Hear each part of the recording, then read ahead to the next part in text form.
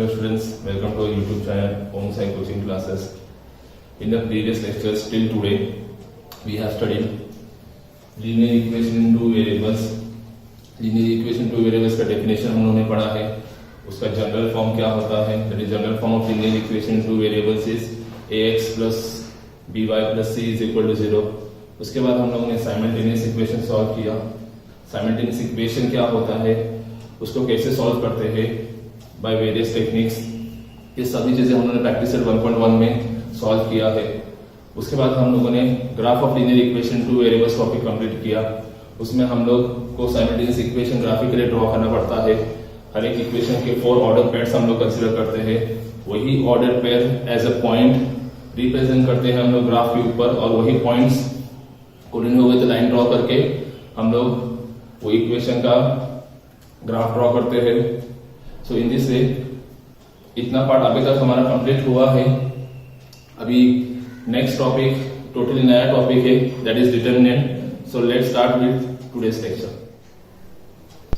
Today's topic is determinant. ये totally नया topic है आपके लिए. So in today's lecture we will learn what is determinant and how to solve the value of determinant. Now consider an example. अगर मैं a, b, c, d ये 4 elements consider करता हूं. Consider a, b, c, d as 4 elements या oblique real numbers भी बोल सकते हैं हम लोग. Consider a, b, c, d as 4 elements या रियल नंबर्स. अगर मैं चारों नंबर्स को अगर ऐसे फॉर्मेट में लिखता हूं, between two vertical lines, this a, b, c and d,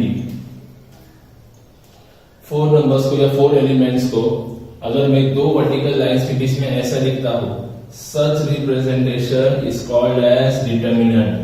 मैं फिर से रिपीट करता हूं. अगर मैं कंसीडर करता हूं a, b, c, d as 4 elements या कोई भी 4 रियल नंबर्स, अगर उनको मैं ऐसे अरेंज करता हूं बिटवीन 2 वर्टिकल लाइंस, इसको ऐसे रिप्रेजेंटेशन को हम लोग डिटरमिनेंट बोलते हैं. This representation is called as determinant. यही रिप्रेजेंटेशन को हम लोग डिटरमिनेंट बोलते हैं. अभी जो मैंने लिखा है यहाँ पे हॉरिजॉन्टल अरेंजमेंट, यहाँ पे है हॉरिजॉन्टल अरेंजमेंट. आपको पता है ऐसा होता है, that is a, b and c, d. This horizontal arrangement. तो आपको पता है हॉरिजॉन्टल अरेंजमेंट को हम लोग रोज बोलते हैं. तो फिर से रिपीट कर रहा हूं, हॉरिजॉन्टल अरेंजमेंट को हम लोग रोज बोलते हैं. दिस इज एन रो, ये भी दूसरा है. तो how many rows are there? In all there are 2 rows. Very good, there are 2 rows. This is your first row and this is your second row. तो आपको समझ में आया होगा, हॉरिजॉन्टल अरेंजमेंट को हम लोग रोज बोलते हैं. सिमिलरली वर्टिकल अरेंजमेंट को, यहाँ पे भी एक वर्टिकल अरेंजमेंट है, यहाँ पे भी एक वर्टिकल अरेंजमेंट है. मतलब a, c,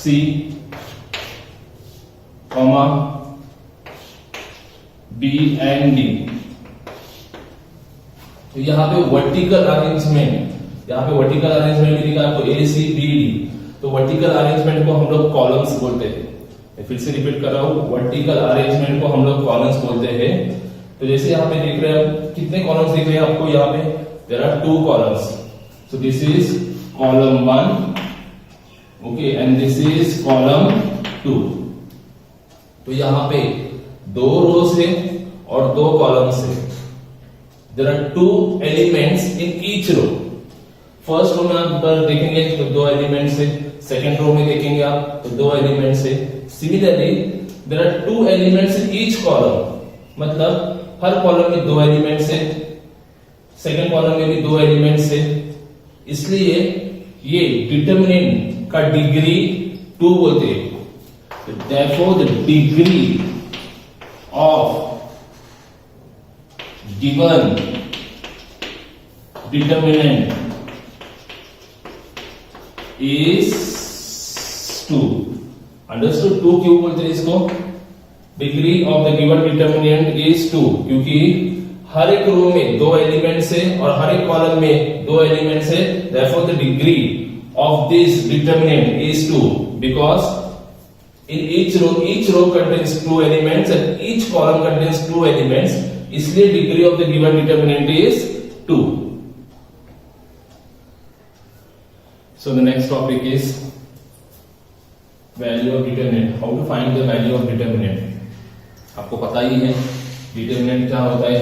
ऐसे रिप्रेजेंटेशन को 2 वर्टिकल लाइंस के बीच में 4 एलिमेंट्स को या 4 रियल नंबर्स को हम लोग रिप्रेजेंट करते हैं, उसको डिटर्मिनेंट बोलते हैं। Such representation is called as a determinant. Horizontal arrangement को हम लोग रोज बोलते हैं। This is my first row, this is my second row. Vertical arrangement को हम लोग कॉलम्स बोलते हैं, तो this is my first column and this is my second column. इसलिए ये डिटर्मिनेंट का डिग्री 2 होता है।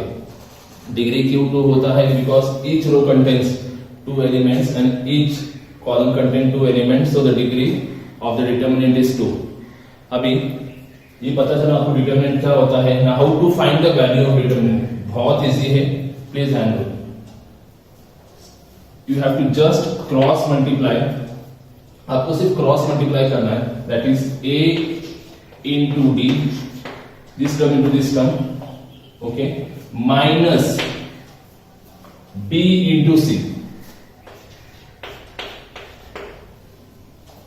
इसके थ्रू हम लोग कोई भी डिटरमिनेंट का वैल्यू फाइंड आउट कर सकते हैं।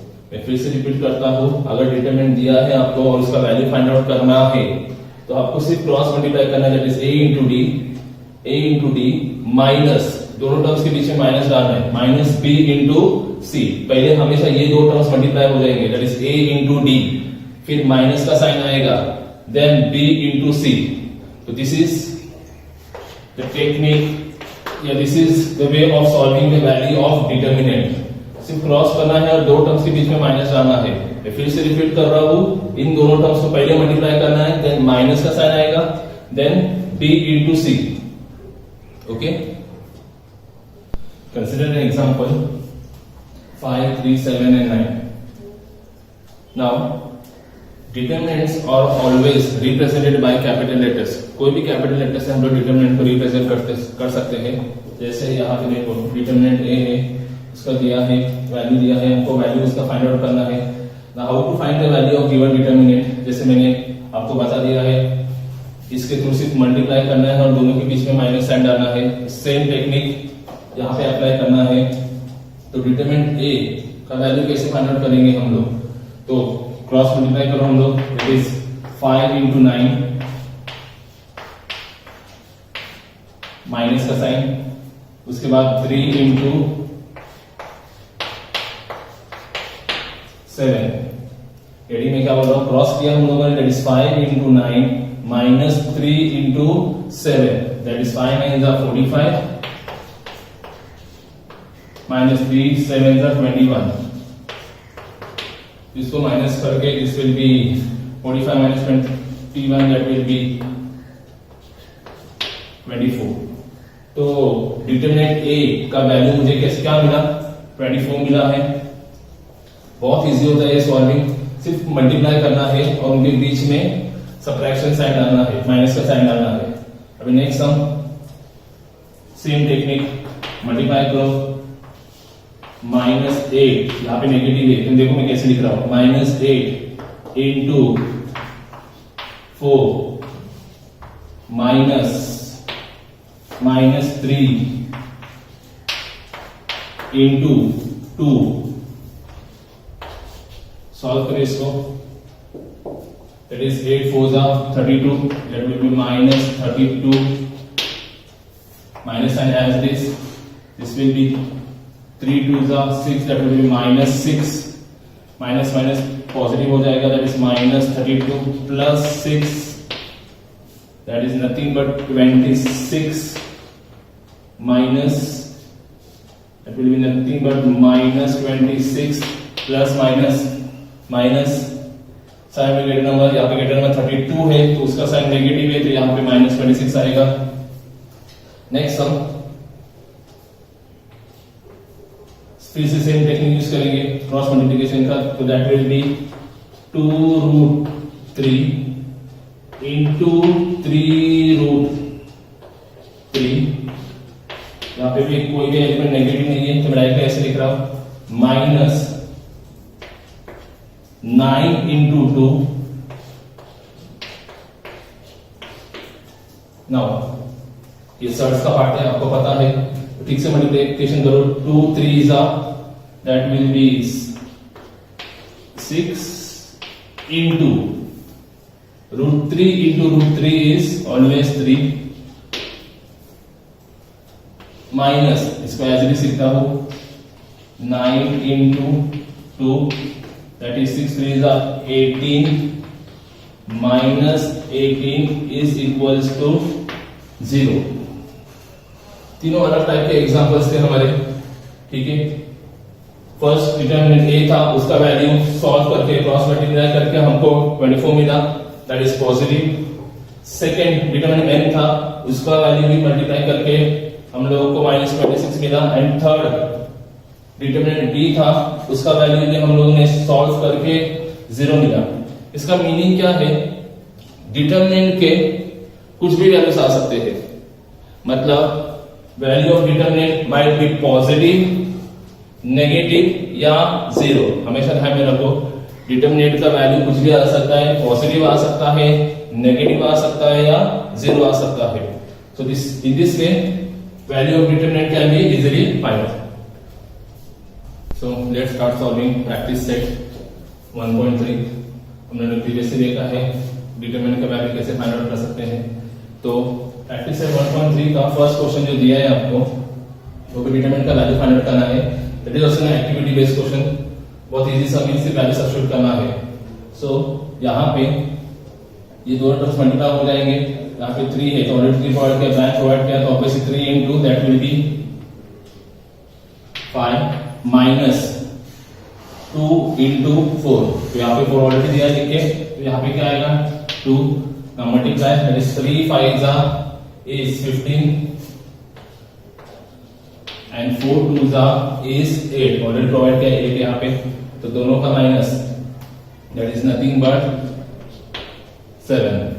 तो इजी सम था, फर्स्ट सम था, एक्टिविटी बेस्ड है, 2 मार्क्स के लिए होता है सम, तो इजीली हम लोग मल्टीप्लाई करके उसका आंसर फाइंड आउट कर दिए। प्रैक्टिस सेट 1.3 का फर्स्ट क्वेश्चन हमने सॉल्व किया है, that was an activity based question. अभी प्रैक्टिस सेट 1.3 का सेकंड क्वेश्चन सॉल्व करेंगे, find the value of the given determinant. तो आपको पता है डिटरमिनेंट का वैल्यू कैसे फाइंड आउट करते हैं हम लोग। तो यहाँ पे जो क्वेश्चन दिया है -1 7 2 and 4, तो हम क्रॉस मल्टीप्लाई करो तो that will B -1 into 4 minus 7 into 2। दोनों टर्म्स के बीच में हम लोग मल्टीप्लिकेशन बाद माइनस साइन करते हैं यहाँ पे, तो that will B -4 and 7 to this will be -14। now minus minus is plus, that is 40 plus, so that will be 18, but sin of the greater than that is minus, so minus। तो ये determinant का value मुझे -18 आया है। Next sum is इसी same technique use करो, 5 3 -7 and 0, 5 into 0 minus